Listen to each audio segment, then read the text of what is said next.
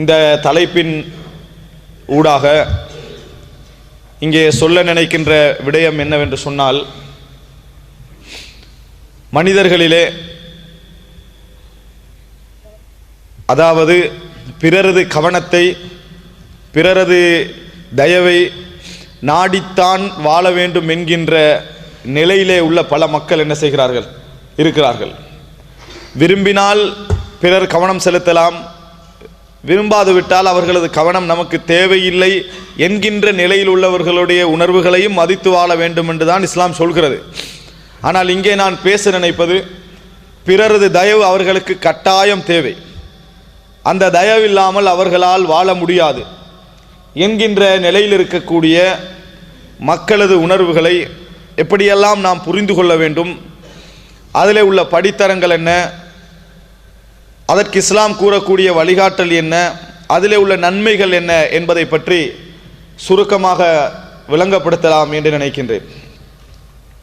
அன்புள்ள சகோதரர்களே, உங்களுக்கு தெரியும், மதம் என்று வருகின்ற பொழுது, சாதி என்று வருகின்ற பொழுது, அந்த இடத்திலே பெரும்பாலும் இந்த உலகத்திலே நாம் கண்ட அனுபவமும் வரலாறு சொல்லக்கூடிய செய்திகளும் என்ன என்று சொன்னால், மனித உணர்வுகளுக்கு எந்த விதமான மதிப்பும் அங்கே இருக்காது. இதுதான் உண்மை. உலக வரலாற்றை நீங்கள் எடுத்து பார்த்தீர்கள் என்று சொன்னால், பேச்சளவில் மத போதகர்களும் மத பிரச்சாரகர்களும் மென்மையாக இருக்க வேண்டும், மென்மையாக நடந்து கொள்ள வேண்டும் என்று பிரச்சாரம் செய்தாலும் கூட, மதம் என்று வருகிற நேரத்தில் அங்கே மனித உணர்வுகள் மதிக்கப்படாத வழிகாட்டல்கள் தான் அங்கே என்ன செய்யும், பெரும்பாலும் இருந்திருக்கும்.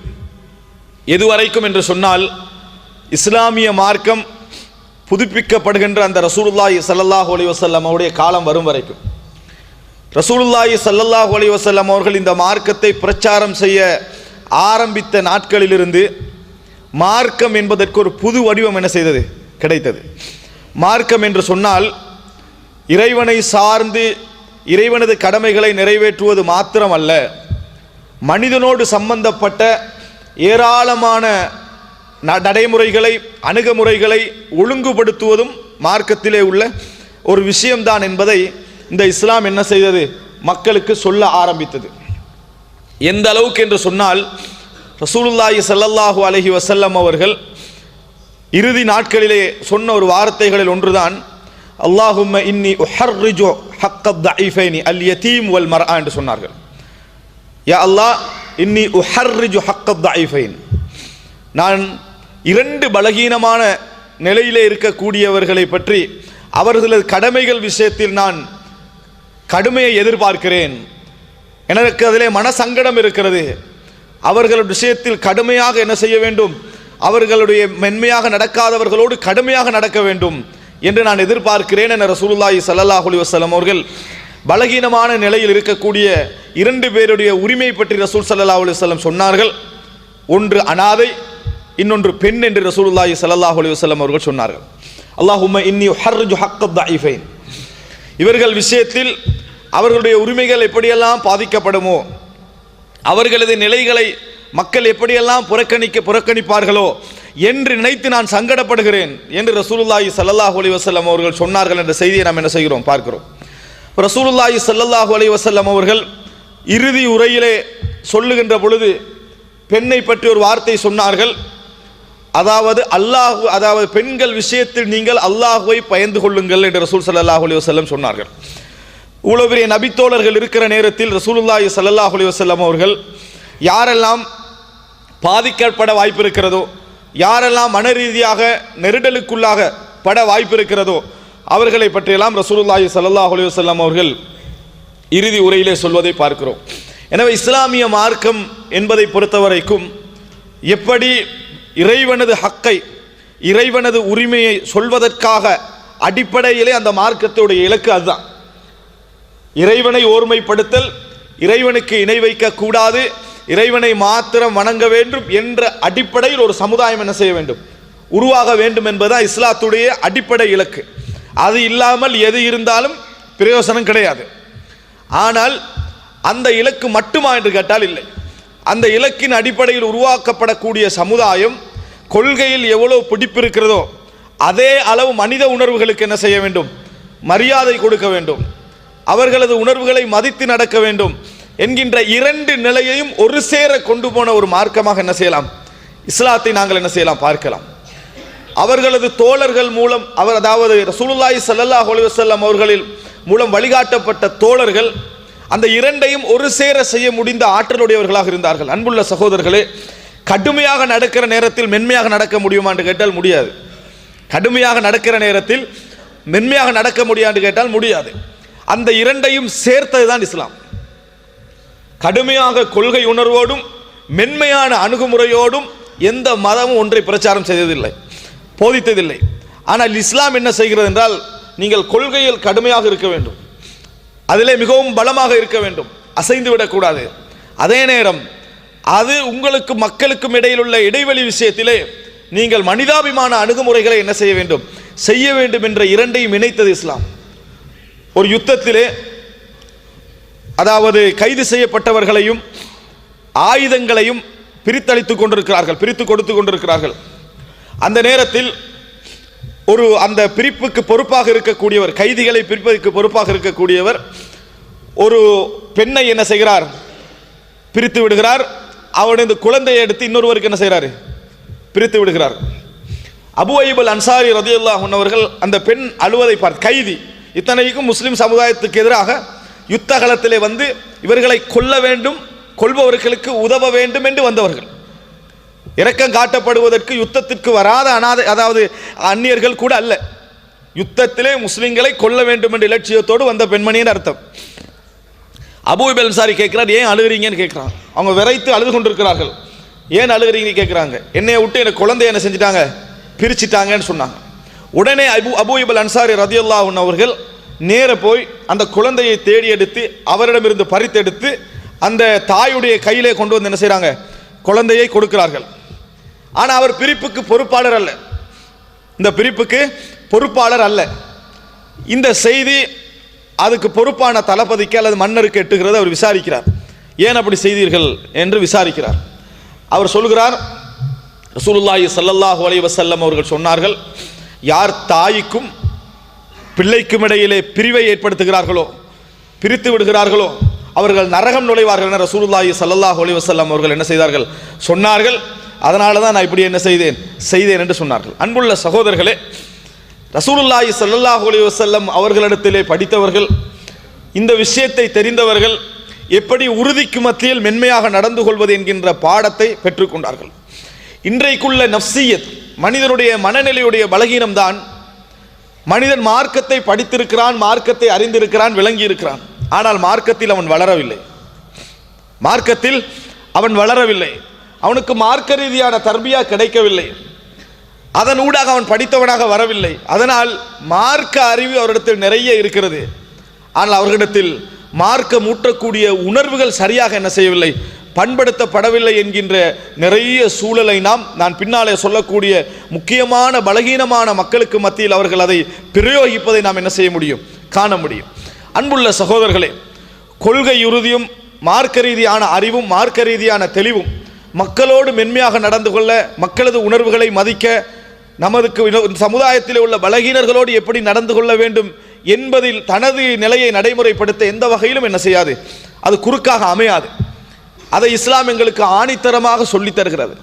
அன்புள்ள சகோதரர்களே, உணர்வுகளை மதித்தல் என்ற பொது தலைப்புக்குள் மிக முக்கியமாக வரக்கூடிய பகுதி என்ன தெரியுமா, யாருடைய உணர்வு மதிக்கப்படாது விட்டால் அவர்களால் இந்த உலகத்திலே வாழ முடியாது, அவர்களால் இந்த உலகத்திலே நிம்மதியாக இருக்க முடியாது, அல்லது அவர்கள் உணர்வுகளை மதிக்காத பொழுது கண்ணீரும் கம்பளையுமாக வாழக்கூடிய ஒரு நிலை எவர்களுக்கு ஏற்படுகிறதோ அவர்கள் விஷயத்தில் நான் இன்னும் கொஞ்சம் கவனமாக என்ன செய்ய வேண்டும், இருந்து கொள்ள வேண்டும். அன்புள்ள சகோதரர்களே, அவர்களுக்கு நல்ல செய்திகள் சொல்ல வேண்டும், அவர்களது உள்ளத்தை ஆர்வப்படுத்த வேண்டும், அவர்களுக்கு தட்டி கொடுக்க வேண்டும், அவர்களை உற்சாகப்படுத்த வேண்டும். இந்த வாழ்க்கையை பொறுத்த வரைக்கும் ஒரு பஸ் பிரயாணம் கூட சொல்ல முடியாது, இது ஒரு ரயில் பிரயாணம் என்று சொல்லலாம். எந்த உறவுகளை எங்கே இடத்துல விட்டோமோ அந்த இடத்திலிருந்து திருப்பி அடுத்த இடம் போகும் வரைக்கும் நம்மளால் என்ன செய்ய முடியாது, டச் பண்ண முடியாத ஒரு பிரயாணம் தான் இந்த வாழ்க்கை பிரயாணம். எனவே அவரவர்களை உரிய நேரத்தில் என்ன செஞ்சிடணும், கவனித்து விட வேண்டும், உரிய நேரத்தில் எடுத்துக்கொண்டு விட வேண்டும், உரிய நேரத்திலே ஆறுதல்களை வழங்கிவிட வேண்டும். நாம் அந்த நேரம் தப்பிவிட்டால் கூட திருப்பி தௌபா செய்து மீளுகிற நேரத்தில் அந்த உறவுகள் என்ன செய்ய மாட்டார்கள், எங்களுக்கு முன்னால் இருக்க மாட்டார்கள். மதிக்கிற இடத்தில் அவர்கள் இருக்க மாட்டார்கள். நாம் உணர்வு பெறுகிற நேரத்தில் அவர்கள் இருக்க மாட்டார்கள். எனவே அதற்கு பின்னால் நாம் கை சேதப்படுவதை விட அந்த நேரத்திலேயே என்ன செய்ய வேண்டும், அதை புரிந்து கொள்ள வேண்டும். அவர்களை மதிக்க பழக வேண்டும். அவர்களது உணர்வுகளுக்கு நாங்கள் தாராளமாக இடம் கொடுக்க பழக வேண்டும். ரசூலுல்லாஹி ஸல்லல்லாஹு அலைஹி வஸல்லம் இந்த சமுதாயத்தில் எங்களுக்கு சொல்லிவிட்டு சென்ற ஒரு நல்ல ஒரு விஷயம்தான் அல் ஃபஅல், நல்ல வார்த்தைகள் சொல்லுதல். ரசூல் ஸல்லல்லாஹு அலைஹி வஸல்லம் சொன்னார்கள், அக்ரஹு தியரா வ உஹிப்புல் ஃபஅல் வ உஹிப்பு கலிமத்தல் ஃபஅல்.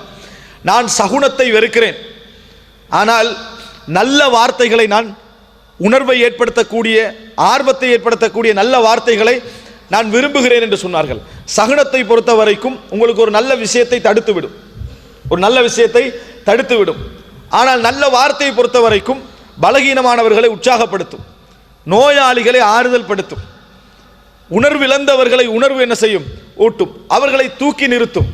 இதுதான் அந்த நல்ல வார்த்தையுடைய அதாவது தத்துவம். ஆனால் என்ன பிரச்சனை அப்படி என்று சொன்னால், இந்த நல்ல வார்த்தை என்று ரசூலுல்லாஹி ஸல்லல்லாஹு அலைஹி வஸல்லம் அவர்கள் சொன்னதை பொறுத்த வரைக்கும் நாம் இன்னும் புரிந்து கொள்ளவில்லை என்று நினைக்கலாம். ஏனென்றால் தர்மங்கள் மூலம் மட்டுமல்ல, மற்றவர்களுக்கு கொடுப்பது மூலம் மட்டுமல்ல, அவர்களுக்கு சொல்லக்கூடிய சில நல்ல வார்த்தைகளும் அவர்களை உறுதியாக இந்த உலகத்திலே என்ன செய்யும், வாழ வைக்கும். கனிவான பேச்சு அவர்களை இந்த உலகத்திலே உறுதியாக வாழ வைக்கும். அன்புள்ள சகோதரர்களே, ஆனால் இந்த நிலையை புரியாத மக்களாக இன்று மட்டுமல்ல அன்றும் பலர் என்ன செய்திருக்கிறார்கள், இருந்திருக்கிறார்கள். உதாரணமாக நல்ல வார்த்தை என்று சொன்னால் என்ன அப்படி என்று சொன்னால், பலகீனமான நிலை இருக்கக்கூடிய ஒரு மனிதர், நாங்கள் பார்க்கிற நேரத்தில் இவர் முன்னேறுவாரா முன்னேற மாட்டார் நம்மளுக்கு விளங்காது. அவரது பலகீனத்தை பொறுத்த வரைக்கும் எங்களால் இவரை உற்சாகப்படுத்தி எடுக்க முடியுமா முடியாதான்னு விளங்காது. அவர் இருக்கின்ற நோயை பார்க்கிற நேரத்தில் அவர் திருப்பி குணமாகுவாரா சுகமடைவாரா என்று எங்களுக்கு தெரியாது. அவருடைய கஷ்டத்தை பார்க்கிற நேரத்தில் இந்த கஷ்டம் சில பொழுதுகளில் நீங்காது என்பது போல நம்மளுக்கு என்ன செய்யும், தெரியும். ஆனால் நாம் சொல்லுகின்ற வார்த்தை அதை கவனித்து சொல்ல வேண்டிய அவசியம் கிடையாது. எதை சொன்னால் அவர் ஆறுதல் அடைவாரோ அதை நம்ம சொல்லலாம். அதுக்கு நம்முடைய சிந்தனைக்கும் சம்பந்தம் இருக்க வேண்டும் என்ற எந்த தேவையும் கிடையாது. ரசூலுல்லாஹி ஸல்லல்லாஹு அலைஹி வஸல்லம் அவர்கள் அதைத்தான் கலிமத்துல் ஃபஅல் என்று சொன்னார்கள், நல்ல வார்த்தை என்று சொன்னார்கள். அல்லாஹு தஆலா உங்களுக்கு அந்த வாழ்க்கையை தரட்டும். நிச்சயமாக நீங்கள் முன்னேறுவீர்கள், நிச்சயமாக நீங்கள் குணமடைவீர்கள், நிச்சயமாக உங்களுக்கு ஒரு நல்ல ஆறுதல் என்ன செய்யும், கிடைக்கும். தைரியமாக இருங்கள், அல்லாஹ் உங்களை கைவிட மாட்டான். நீங்க உறுதியாக வாழுவீர்கள்.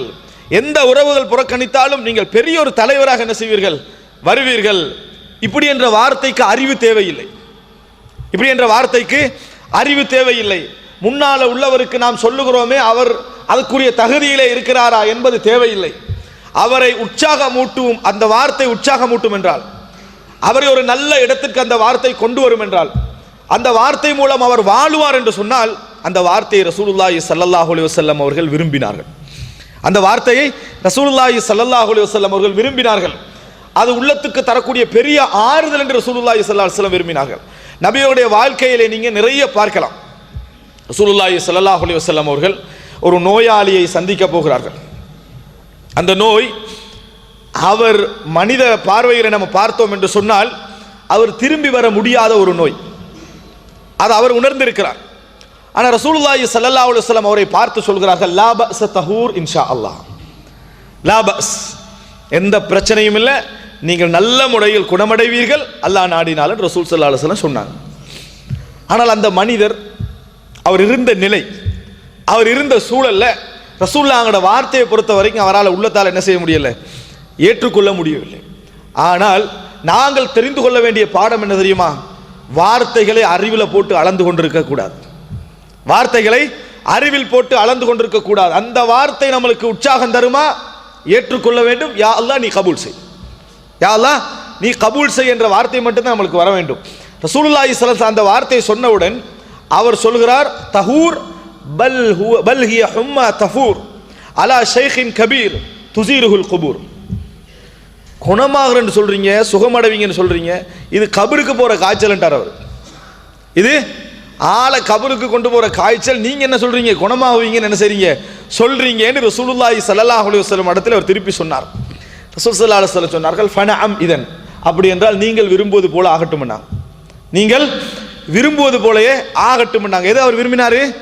இதெல்லாம் குணமெல்லாம் என்ன செய்யாது, அடையாது அப்படி என்று அவர் நினைத்ததை அது போல ஆகட்டும் என்று ரசூல் ஸல்லல்லாஹு அலைஹி வஸல்லம் சொன்னார்கள்.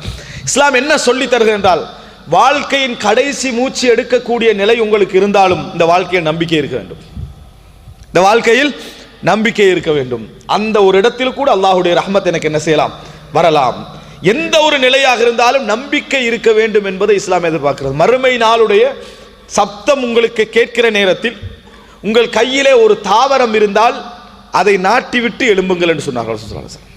அதை நிலத்திலே நட்டிவிட்டு நீங்கள் எழும்புங்கள் என்று சொல்லி ரசூலுல்லாஹி ஸல்லல்லாஹு அலைஹி வஸல்லம் சொன்னார். மறுமை நாளுடைய சத்தம் கேட்கிறது, கையில் எதிர்க்குது, ஒரு தாவரம் உங்களிடத்தில் இருக்கிறது என்றால் அதை நட்டிட்டு எழும்புங்க நாங்கள் ரசூல் ஸல்லல்லாஹு அலைஹி வஸல்லம். அப்படின்னா என்ன, அந்த இடத்தில் கூட நாங்கள் அவநம்பிக்கை இழக்க வேண்டிய ஒரு அவசியம் இல்லை என்பது ரசூல் ஸல்லல்லாஹு அலைஹி வஸல்லம் அவர்கள் எங்களுக்கு சொல்லி தந்த செய்தி. நல்ல செய்தி சொல்றது பஷ்ஷிரு. அல்லாஹு தஆலா நபிமார்களுக்கு சொன்ன பெயர்கள் ஒன்றுதான் முபஷ்ஷிர், நல்ல செய்தி சொல்பவர்கள். முபஷ்ஷிரீன வ முன்திரீன், நரகத்தை எச்சரிக்கக்கூடியவர்களாகவும் சொர்க்கத்தை நன்மாராயம் கூறக்கூடியவர்களாகவும் தான் இந்த நபிமார்களை அனுப்பி இருக்கிறோம் அப்படி என்று சொல்லி அல்லாஹு தஆலா குர்ஆனிலே சொல்லி காட்டுகிறான்.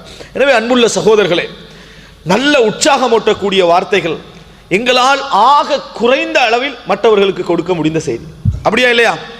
அல்லாஹு தஆலா குர்ஆனிலே பெற்றோர்களை பற்றி சொல்கிற நேரத்திலும் அதை சொல்லுகிறார்.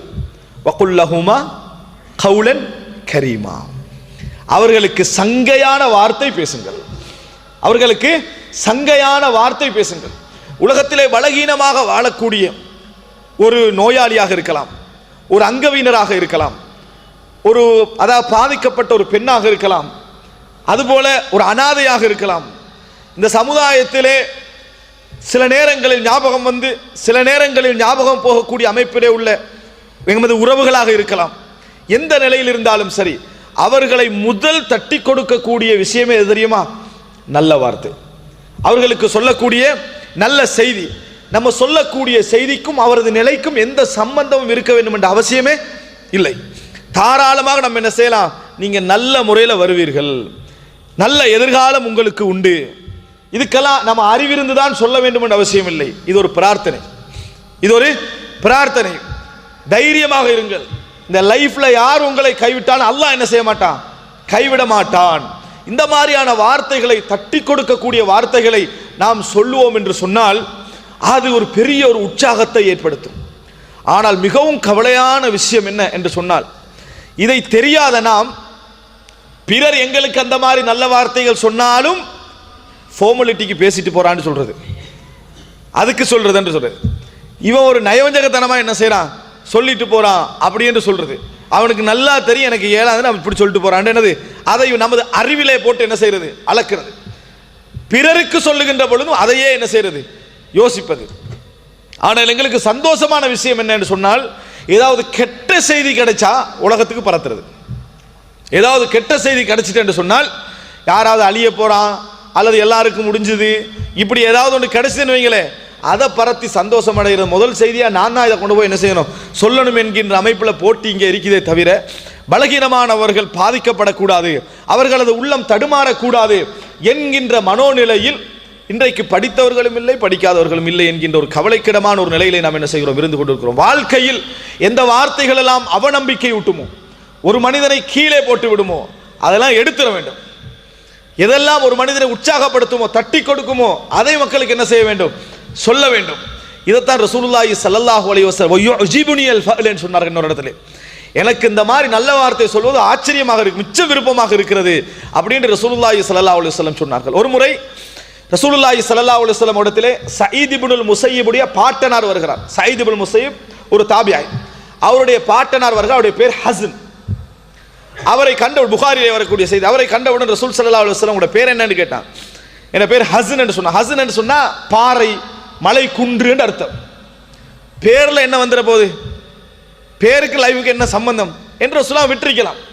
ஆனா ரசூல் ஸல்லல்லாஹு அலைஹி வஸல்லம் சொன்னா பல் அன்த சஹல் அப்படின்னா, பல் அன்த சஹல். நம்ம ஒரு துஆ ஓதுறோமே, அல்லாஹும்ம லா சஹல இல்லா மா ஜஅல்தஹு சஹலா வ அன்த தஜஅலுல் ஹஸ்ன இதா ஷி'த சஹலா. யா அல்லாஹ், அல்லாஹும்ம லா சஹல இல்லா மா ஜஅல்தஹு சஹலா, நீ எதை இலகுபடுத்தினாயோ அதை தவிர வேறு இலகு கிடையாது. நீ விரும்பினால், நீ நாடினால் பாறையை கூட என்ன செய்து விடுவாய், இலகுபடுத்தி விடுவாய் ஒரு துவா நம்ம ஓதுறோம். அந்த வார்த்தை தான் அவருக்கு இருந்த ஹசன். ரசூலுல்லாஹ் சொன்னாங்க பல் அந்த சஹல், இல்ல நீங்க சஹலானவர், இலகுவானவர், பாறை அல்ல அப்படின்னாங்க. அவர் சொன்னாரு மா குந்து தாரிகன் இஸ்மன் சம்மானி அபி, இந்த வாப்பா சொன்ன பேரை நான் மாற்ற மாட்டேன்ட்டார். என் வாப்பா எனக்கு சொன்ன பேரை நான் ஒரு நாள் என்ன செய்ய மாட்டேன், மாற்ற மாட்டேன், என் பேர் ஹசன் தான்ட்டார் அவர். ரசூலுல்லாஹ் எதுவும் சொல்லலை, ரசூலுல்லாஹ் எதுவும் சொல்லலை. சயீத் இப்னுல் முஸையிப் மிக சிறந்த தாபீன்கள் ஒருவர், அவருடைய பேரர்.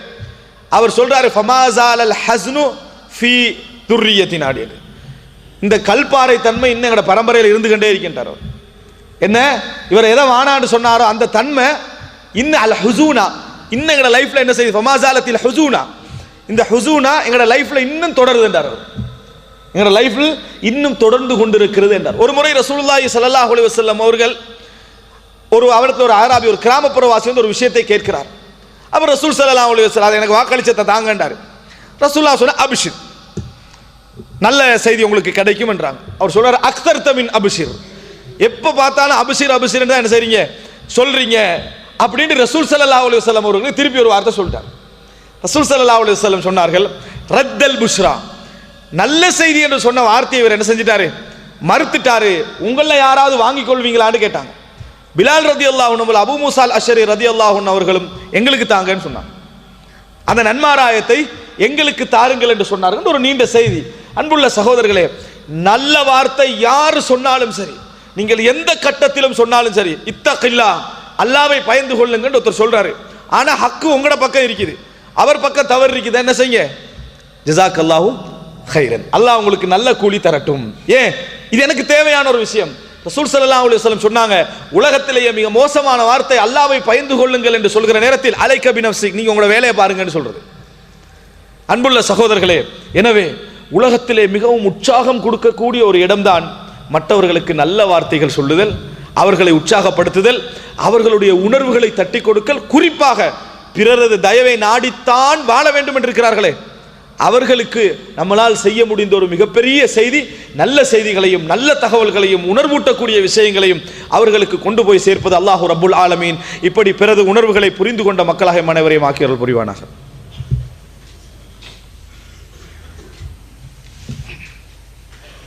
إن الحمد لله نحمده ونستعينه ونستغفره ونعوذ بالله من شرور أنفسنا ومن سيئات أعمالنا من يهده الله فلا مضل له ومن يضلل فلا هادي له وأشهد أن لا إله إلا الله وحده لا شريك له وأشهد أن محمدا عبده ورسوله أما بعد.